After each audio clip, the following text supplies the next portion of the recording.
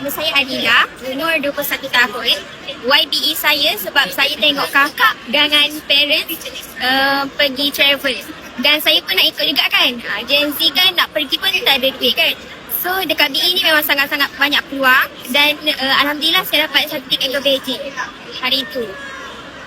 Lepas tu YBE saya sebab dekat sini ni peluang kerjaya tu memang sangat-sangat orang kata senang je. Kalau kat luar tu kena terikatkan waktu. Kalau kat sini kita just duduk kat rumah, just kongsi je, sharing je. Untuk apa saranan untuk kawan-kawan Gen Z kita? Saranan saya, kalau ada orang approach kita untuk buat BE, kita pergi je, try dulu, cuba. Baik kita peluang dulu, cuba.